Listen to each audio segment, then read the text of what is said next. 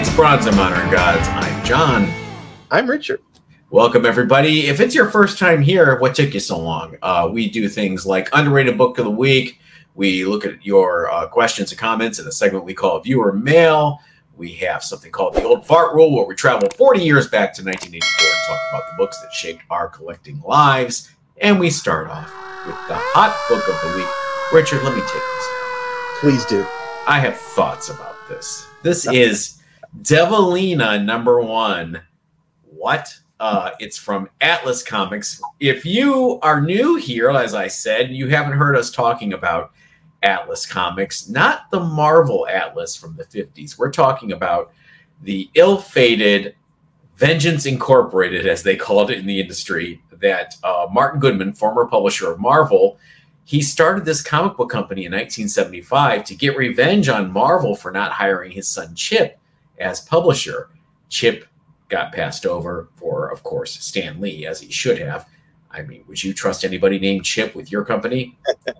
I think not. Devilina, first of 2 issues where they tried to rip off Vampirella poorly. There it is. Because it was announced this week that Martin's grandson, who owns these properties now, has a development deal with Paramount Pictures, and Devilina is the first movie to be developed. Good luck with that, Paramount. Yeah, good luck is right. I love the lead title, Illustrated Stories of Female-Filled Fantasy. I figured you would like that. What do you mean? What's the problem? I have no problem with it. I just don't see how a movie studio is going to take a property that has that kind of angle to it. So, well, I'm sure they'll tone it down. But in fact, why don't you let me read you a quote from the press release, which cracked me up. I don't want to prejudice anyone before I read some of this press release, but I will tell you it's full of crap. Quote, first published in 1975, the Devilina comic unveiled a host of characters that would ultimately shape the interconnected Atlas universe, including compelling figures like Lomax, the Grim Ghost, and Phoenix. These characters are integral to Atlas's vast library, which features over 100 comics spanning a rich tapestry of genres, from sci-fi and fantasy to action, supernatural, and horror. Everyone who knows the truth about Atlas Comics, please join me in a giant eye roll right now. Wow. Wow, that is really loaded. 100 issues maybe, but 100 comics? Yeah. And not only that, Lomax, who was a private eye, the Grim Ghost and Phoenix were not introduced in Devilina, despite what the press release says. And, I didn't put it in here. The press release also has a quote from a Paramount executive who says, Atlas's legacy stretches back to the golden age of comics. Oh, wow, that's a reach. No, it doesn't. The real Atlas goes back to the golden age. Yeah. My thoughts on this. I think, let me put, Atlas Comics from the 70s. I like them. They're cute. They're fun. They're odd. They're weird. They're off kilter. They lasted 3 to 4 issues each, and that was it. It's a fascinating story about how you can have the best intentions despite starting a company just out of spite. Larry David, Curb Your Enthusiasm, the Spite Coffee Shop. Did you ever see that episode? No. Where he opens up a coffee shop next to another one just out of spite. Well, that's what this was. When I say best intentions, they wanted to give creators a higher pay. They wanted to give them a piece of the action in terms of the rights, which first thing I thought of is who owns Devilina. If they were giving the creators rights, does Atlas own them outright, despite all that puffery? Back to Devilina #1. Raws are selling for as high as $80 on eBay. That was pretty much the going price for this book anyway. They're tough to find, the magazines. Devilina, thrilling adventure stories. Atlas Comics from the 70s. They do have a little fan base that seems to appreciate the history of Vengeance Incorporated, but it just reminds me of magazines, men's magazines from the 70s. That's what it was. Yeah. A sister of Satan meets a gruesome fate in the devil's domain. plus exotic tales of mermaids, mummies, and mystery. You want one now, don't you? I can tell by the way you're looking and reading at this. Oh no, this was, you know, this was cool to me. You know, back in the early 70s, this was all kind of off limits. This kind of stuff. So of course it has an appeal to me now. Yeah, you want that stuff you couldn't get in the 70s. Now that you're old enough and you've got the discretionary income. So, follow up to last week's discussion about the CGC Interwells Bananagate issue. We have not talked about that ad that CBCS put out. Ooh, I'm just going to put it right here and let you guys take a look. Oh my goodness, shots fired. Good for them. Yes. Good for CBCS. This is what you do when you have a competitor that has a weak spot. You zone in and you get them right in the solar plexus. I don't blame them. Are you sending anything in? Are you doing anything anywhere? Are you raw dogging it? I'm raw dogging. I've got nothing in my personal collection that right now needs to be submitted. So I'm holding off. I'm waiting to see how things settle out. Me too. Another thing I want to talk about, oh, by the way, lots more about CGC and the Interwell issue coming up in viewer mail. I saw online that, first of all, the Comics Journal is still being published. Did you know that?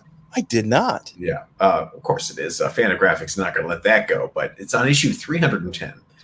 Wow. And I saw they have an article on the Bill Jemas era of Marvel behind the scenes. And I thought, oh, this I want to read. You know, the early 2000s when Quesada came on and Bill Jemas was the publisher and just his wacky ideas about how to run a comic book company. I have to read this. So I went on to Amazon. Did you know the Comics Journal is now $25 an issue? What? That is the reaction I wanted to see. $25 an issue. Yes, and if you want to buy it digitally to read on your Kindle or whatever, it's just a mere $17. Oh my goodness. Now, I bought it because I want to read this article. So I'll let you guys know where the Comics Journal is at these days. Next week's show. You got the physical. No, I bought the. Are you kidding? Oh. I don't pollute my house with that disgusting physical magazine. Yeah, I'm dying to see. I'm dying to see if it's worth. You know, is it that $5 shake from Pulp Fiction? I just loved your reaction when I told you the cover price. Yeah, man, $25. $25. And you know, I had the same reaction you did. Then I thought about it. You get those magazines at the checkout stand now, and you take a look. They're $14.99, and I'm sure the Comics Journal is thick as a brick. I'm sure it's not like a flimsy magazine like those supermarket checkout things. So $25 just might be where we're at these days with something that hefty. Yeah, you're absolutely right. In that frame of mind and reference, yeah, I remember the last time I went to a supermarket and you saw the magazines and the prices were ridiculous. They've got a captive audience, and the people who buy them. So we'll see. Speaking of which, late this week, I think September 6th, it goes on sale. There is a special edition of Time magazine that is 100% devoted to the 50th anniversary of Dungeons and Dragons. Yeah, can't wait. I cannot wait. Yeah, come a long way, baby, as they used to say in those Virginia Slims ads. Yep, from hiding in your parents' basement to multi-million-dollar presentations on YouTube. It's come a long way. It's Wizards of the West Coast, right? It's not Wizards of the Coast. Yeah, Wizards of the Coast purchased TSR anymore. I was going to say TSR rolled a 20. They didn't. But they've done a fantastic job of taking that franchise and really making something of it. So good on them. Yeah. All right. Show and tell. Fingers. We were talking about Sergeant Fury last week. Just some of the covers, and I was going through and I saw this. It's a mess, but it's kind of charming. Sergeant Fury and his Howling Commandos #5, and it's got Jerry owns this. Sergeant Fury and his Jerry Howling Commandos. Baron Strucker first Baron Strucker. Oh, there. is it really? Okay. Yeah, there he is, and it's got tape on the spine. And I don't know what the worst part of it is: the writing on the cover, the wrinkles, the tears, the tape on the spine, or the Paul Reinman inks on Jack Kirby, or was that George Bell Russo's Inky, as they called him. Well, that book was loved. So yeah, Jerry read it. Jerry read it, reread it, and he had to support it with some tape on the spine. So I'm not touching this. It's history, right? It is, definitely. All right. What do you got? Well, I got a bunch of these. Marvel Masterworks. Is it still sealed? It is still sealed. Wow. From the 80s you got that? Yep. Wow. You've had it all that time, or did you find it somewhere sealed? I've got a bunch of them sealed. I came across my friend Tom, who was selling comics. He buys collections and sells them. I haven't seen him for a while. I need to reach out to him. He had a bunch of this. He bought books from a Barnes and Noble store that closed. Oh wow. He had tons of books. He had a graphic novel stack, and he had a bunch of these. Now this reprints X-Men's 1 through 10. You see there on the cover. This is, you know, and the reason I pulled this out is if the omnibuses are too big for you on the toilet. Yeah, if you're reading on the toilet, the Masterworks is the next best thing. Really, really compact. I have not opened it. I don't know what the value is because I've seen a variety of different things. There's over 130, I believe, different Masterworks out there. Oh yeah, and the print runs on them vary so much. Some of them are very rare and command. I've seen some go for $900 on eBay. Other ones, you know, are less expensive, and I think this one falls around the $50-ish range. Yeah, for this one.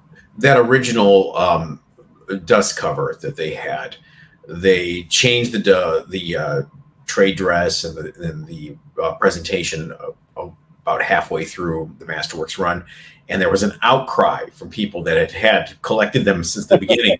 So they had to do special print runs with that trade dress. Those are the ones that go for quite a bit, because some of them are as limited as 500, 600 copies, because they printed to order. They did not overprint those.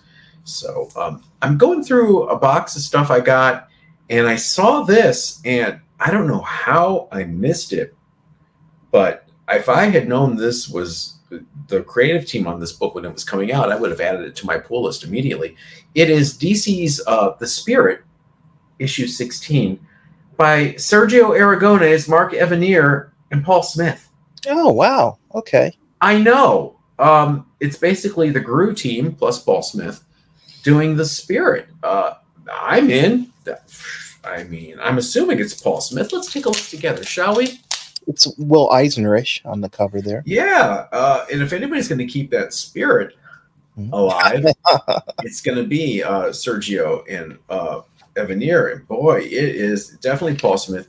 And what a presentation. You really can't see, but this is like super stiff paper stock on the cover. Extra, extra glossy.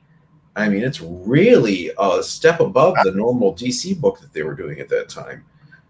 I wonder how long they were on the title and how long it lasted, but fantastic. Wish I knew. Now I got to go find a run of the Aragonés Evanier Spirit. Darn it. What's next? Here's a book that I bought with you when I was there a few times ago. This is The Authority, #1. This is the second run of The Authority, not the first run. So it's a DC book with Wildstorm imprint. We got that at Frankensons, the big collector's show here. I think someone had a stack of them for $1 each. Yes, and we snagged every single one of them. It says, suggested for mature readers there. Yeah. So I loved the original run of The Authority when it was out. It was widescreen comics. It was something that had not been done. It was kind of, Squadron Supreme by Mark Grunewald, where it was, what if the Justice League really existed, but taken to like a bloody authoritarian extreme, hence The Authority.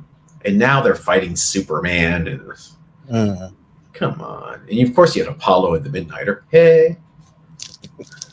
So yeah, we had quite a few of these. If anybody wants one. How about Hembeck? Oh, okay. Fred Hembeck, a little one-shot from Eclipse. I don't know if it was a one-shot or if they did a few of them, but it's just the best of Dateline Hembeck. And a lot of fun cartoon stuff. If you're not familiar with Fred Hembeck, he was kind of a satirist in the 70s that would satirize comics in a really funny way. I liked it because you have Blackcock on the back cover. Oh, that's lovely. And you have the real Blackhawk telling the new improved Blackhawk that he's the real Blackhawk, and don't you forget it. And who's that in the background? Blackhawk. Exactly. So trifecta. It's been a few weeks, everybody. Let me have this. Let me have this. All right. What is your last show and tell?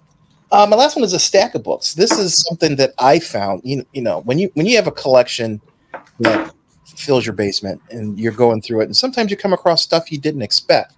Like I've got here a whole stack of 2000 ADs back from 1988.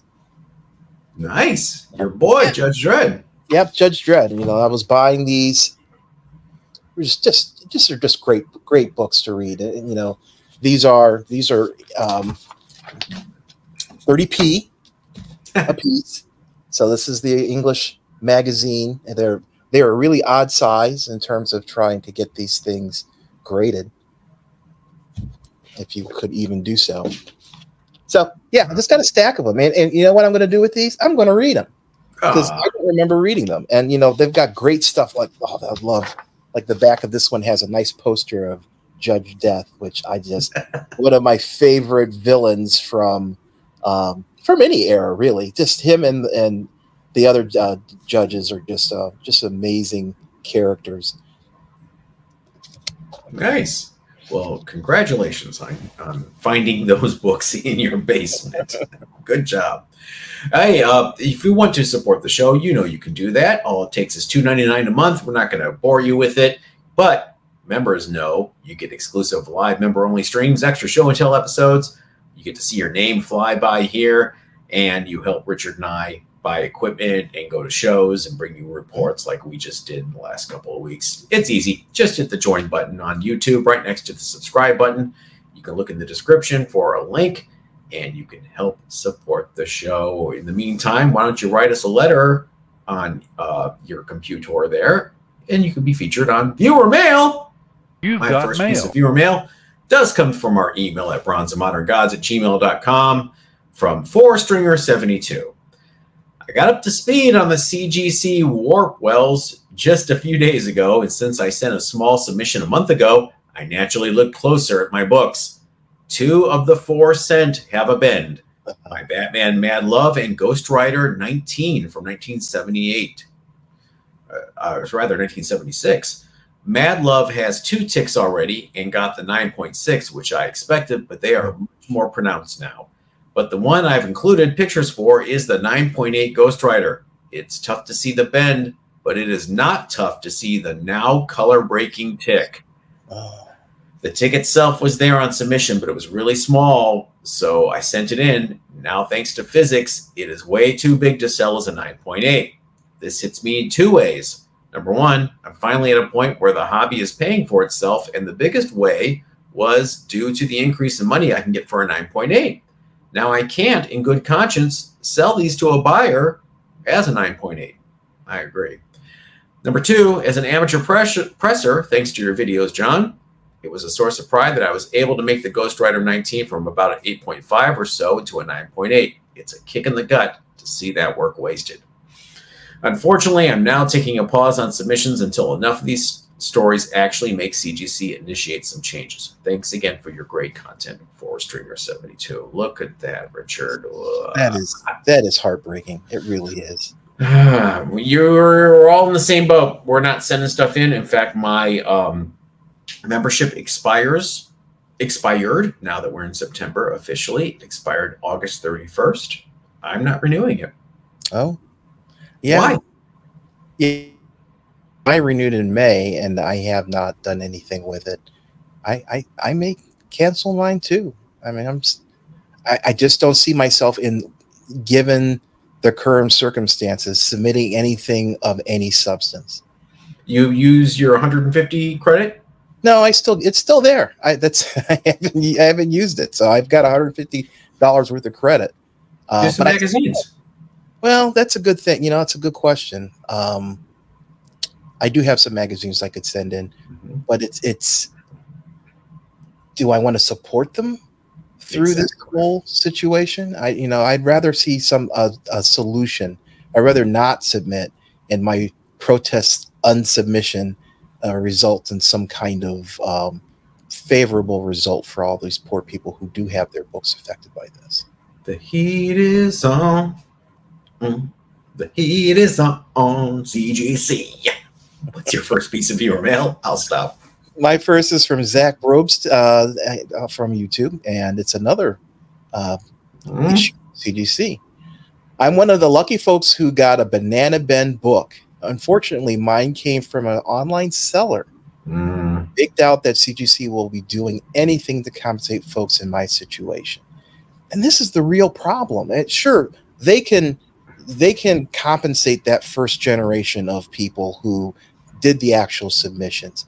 But the nature of these books, there are going to be, buyers who will buy from that first generation and become the second generation. And then they may sell to another group of people. Down that chain, how do you compensate those people for a book that says it's a 9.8 when in reality it's a 9.6 or a 9.4 now? Yeah. It's a tough situation, and I don't know how CGC resolves it unless they somehow take back all these books and from whoever has them, because they'll know the date range that they were submitted in, and offer some kind of compensation or a regrade or something. I mean, it's at this point, it really is poisoning the whole well for CGC. Insert the yes, heads will roll here. My next piece of your mail comes from our email at bronzeandmoderngods@gmail.com from our friend Ariel Estandarte. John and Richard, once again, I have to send a complaint to CGC. I submitted only one book at San Diego Comic-Con, and it came back today. It was a signed Zatanna Bring Down the House #1 by Artgerm. It came back a 9.8, but my slab had scuff marks all over it. Take a look. Look at that. So I've submitted 2 books to CGC in the last few months, and both have come back scuffed up. I complained the first time, and they corrected it and replaced the slab. I hope they do the same. It is getting irritating. I figured I'd vent and share it with you. It's things like this that would make me start playing the Bronze and Modern Gods drinking game at home. By the way, we've mentioned CGC so much that I'm sure you're all just blitzed to have your playing. Yeah. Ariel, same thing happened to my Love and Rockets 24. It came back with those scuffs, very much like that, except mine looked like rat tracks, like a rat walked all over it. Got it back this week. I don't know if they watched the show and said, oh, crap, but it's beautiful now. Squeaky wheel? Is that squeaky wheel? And that's what I'm saying. Ariel, take it back. Take it back. You guys, the only way they're going to learn is hit them in the pocketbook. Take it back. Make them fix it. If they say no, say yes, you will. Reverse the charge. You use Amex like I do. They hate that. When you tell them you have an Amex card and they're going to reverse the charges, they'll cave real quick. Back looks great. I mean, it's spectacular now. Turnaround was about, I dropped us off at Comic-Con too, so it's been about a month and a half. So Ariel, send it back. just like if you got a nasty piece of fish at the restaurant. Back. What's next? My next piece is from Steve Durrell, who submitted us this email to our bronzeandmoderngods@gmail.com. Hi, guys. Like everyone else, I'm a huge fan of your show. Well, thank you. Appreciate it. Everyone? Not everyone yet. Okay. I loved your interviews and would love to hear more from longtime dealers like Chuck Rosansky. I've noticed lately that a lot of people are using the term grail. For example, I recently saw one Facebook post where someone was bragging about a collection that they had purchased containing some minor keys, which full of grails. To me, grail seems like it's a nearly unobtainable major key, something like a golden age or silver age first appearance that costs tens or hundreds of thousands of dollars. The term sounds like a book that almost anyone would love to get their hands on because they are so scarce and widely sought after. However, it seems that other people consider grails to be more subjective, possibly a book that they just had a somewhat hard time finding for whatever reason. By this logic, really any comic, therefore, theoretically could be a grail, even a Turok #1. Turok just gets such a bad rap. What say you? Are grails major keys and scarce big boy books that most collectors would love to own? Or are they just comics that are on someone's want list? Thanks for the great content, Steve. Thanks, Steve. It's a great question because I see this as being multi-level. I mean, you're right. There are big boy books out there, AF-15, Superman #1, that are definitely grails for a majority of the collectors out there because they are big boy books. The odds of you actually acquiring one in your span of time that you collect are pretty low. So a lot of people aspire to those books, and I think aspiration is really the important part here. But there's another kind of grail, and to me, everyone who collects for a reason, and that reason could be when they were kids, they were comic book readers, or their father passed down a collection to them, and they're carrying on that tradition, or they just love the art. You know, as many people out there, there are as many ways of loving, collecting, and enjoying comics, and each individual has some books that they don't currently own. And they are aspiring to. A number of books in my collection I aspire to. Like I have my All Negro Comics #1 on the wall over there, which to me is a grail because it's a book that I never thought I was going to ever be able to acquire, just because it's a rarer book. And that book is, to me, a grail. It may not be a grail to other people. Other people may not see it as such. But for my personal collection, it's a grail. The same thing with Love and Rockets #1 that's on over my shoulder. That is not necessarily a super rare book. It's hard to come in higher grades, definitely, but it's a grail to me because of my attachment to the book, to the story, and to the artists behind that story. So I say that to say people can have unobtainable grails or grails that are shared by other people, but they can have personal grails as well, books that they want to have a part of their collection and aspire to add to their collection. So I really think it's a nuanced word. I think it's kind of like the word literally. It's no longer meaning what it actually used to mean, and it's been misused so much that people just kind of accept it like, I literally died last night. No, you didn't. You're talking to me right now. Grails used to be Marvel Comics #1, Captain America Comics #1, Action Comiks #1. Now grails are like, oh my God, I finally got that first appearance of Killraven. That's been a grail for me forever. But yeah, but it's aspiration. It's a personal aspiration to have that book as a part of your collection. Everyone would want an Action Comics #1. I mean, I don't think there isn't a person, even if it's just to turn around and sell it, who wouldn't want that book. And everyone shares that level of desire, and aspiration. But it's on a personal level, which is how I love to look at comics. Everyone has their own set of books that they want because it's the book that when they were 7 years old, they saw and couldn't afford, and now they're 57 and they can. You know, those things I think make comic collecting so much more personal and so individualized. I agree with you, Steve. All right, next piece of your mail comes from Pure Comic Collector. Hey guys, again, honored to make the show by mention. Update on my CGC Banana Gate Transformers #1. CGC is providing a mechanical error return for review/reholder, and they are letting me crack the slab so I can press it again before submitting. Yes, that's what I told you to do, PCC. Good for you. They just asked that I also send the label with the return. I provided a video to the CGC customer service team showing the bent inner well. They did offer to crack and press it for me. I'm sure they did. But I'd rather do it myself. Not the best situation, but we'll make the best of it and try to press out the spine stress lines. I'm hoping to at least get it back to a true 9.6, as that's what it was originally graded. Good luck, PCC, and good for you for not letting them press that book. Yeah. I wouldn't let them touch anything of mine right now. Yeah. Hey, nice kicks. You know the reference there from the CGC Instagram page. Oh, I do not. Oh, it was embarrassing, this video where they showed one of the graders. Oh, that. Oh, my goodness. I forgot all about that. Every time I think of their graders now, I just, in my head, I hear, hey, nice kicks. Yeah, that was cringeworthy, definitely. I'm not ageist, but, you know, you want people that know what they're doing. You want some experience in there.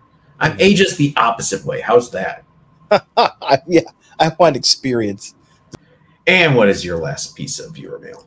My last piece is from Second Best Bob, who also submitted an email to our bronzeandminorgods@gmail.com address. Hi, guys. I've thought of a new game. Gil Kane covers of comics John doesn't have. Here's my entry, and he submitted this great-looking cover. It's a tower comic. It's a tower. Well, before you go on with this email, I don't have that, but I do have this Thunder Agents cover with Gil Kane from the same. That's all Wally Wood here, but there's Gil Kane right here on this part. It's Thunder Agents number 19. I don't have the giant no ads all action cover to cover. It's like a giant sticker in the middle of that cover. And they put a lot of effort into that typeset, didn't they? Yes. Why bother have someone hand letter it? But yeah, I don't have that Undersea Agent cover. You are correct, Second Best Bob. And continue. And he says, I just got the Love and Rockets trade paperback. I'm sorry. Yeah, I'm sorry. I'm really not getting it. That's cool. It's definitely everyone has different tastes. It definitely matches my. It's one of those books that, as I was growing up, and a lot of the things in that story reflected things that I was going through or people who I knew were going through.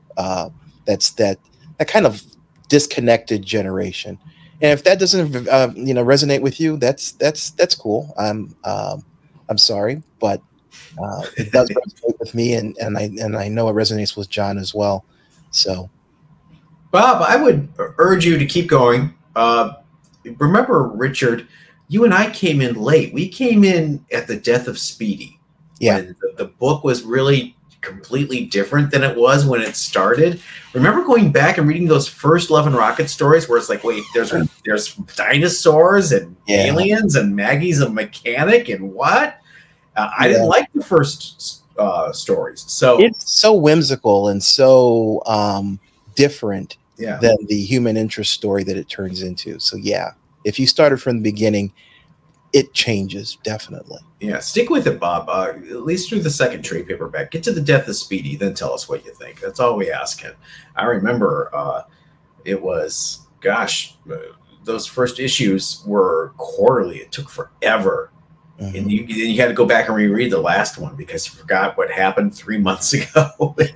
And who's this character again? And what are they doing? And That's how things were when it started back in 1984, 40 years ago. The old fart roll. Yeah.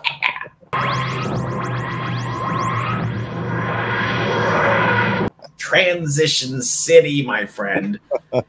Oh, this is one for that you picked, Richard. Go ahead. Yeah, I picked Marvel Team Up number 141. This beautiful cover here with Spider-Man and Daredevil. It's the first appearance of the black-suited Spider-Man.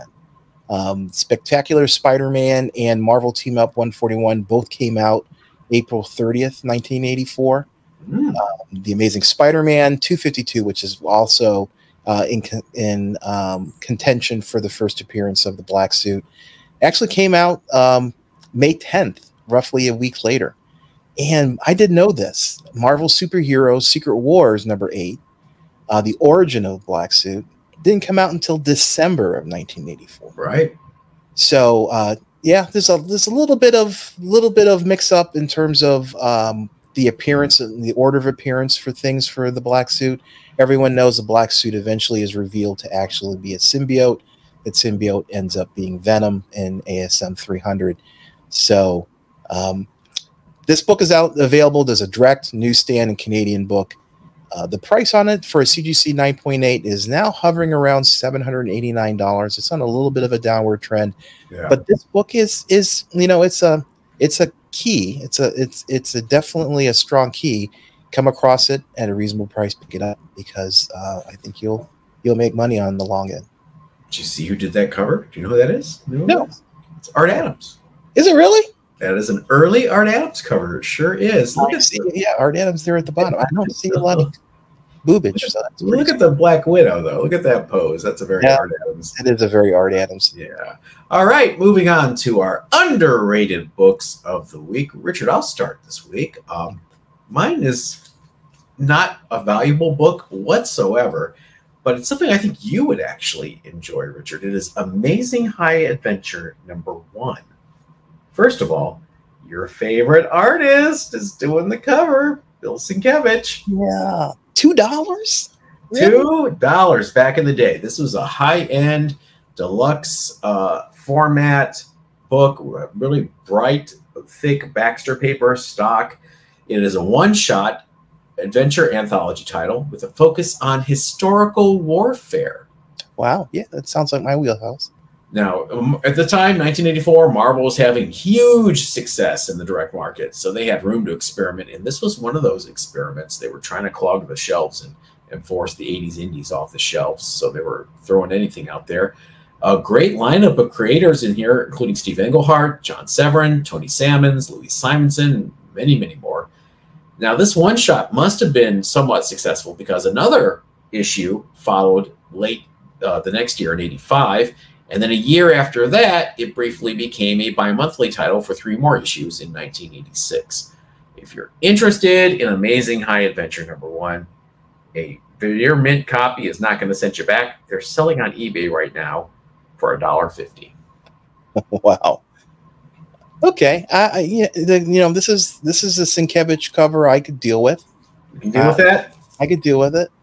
I'm not sure that the guy is going to be wielding a rapier. And anyway, that's more. Yeah, but I could deal with it. The covers for 2 through 5 are a little less expressionistic. There are like biplane fights, things like that. There's stories about Napoleon in that era. So it kind of amazing, no pun intended, that Marvel would publish such a book in the height of the superhero boom. What is your underrated book of the week? My underrated book is Teenage Mutant Ninja Turtles number 62 by Mirage Studios back in 1993. This is the last issue of TMNT with Mirage. So this is the last Mirage published issue. It's a low print run, but you could still find this in the wild. I think this is, you know, again, underrated. I think people pass up. They get to this, you know, they get past issue 10 of the Turtles and when it changes format, and then people stop paying attention, which I think ultimately, which is the cause of this book going out of print. Turtles was later picked up by IDW successfully, and are continuing to run there. This book is and all the other books from this run all have this black cover, and they are just notoriously difficult and high grade. So, but keep your eyes out. You know, this is one of those books that I could see unloved in a long box. It may not be in a dollar bin, but I could definitely being seeing it in something that just goes under the radar.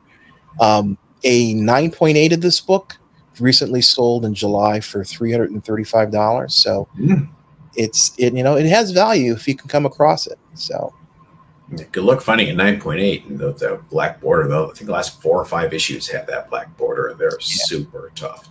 Good pick.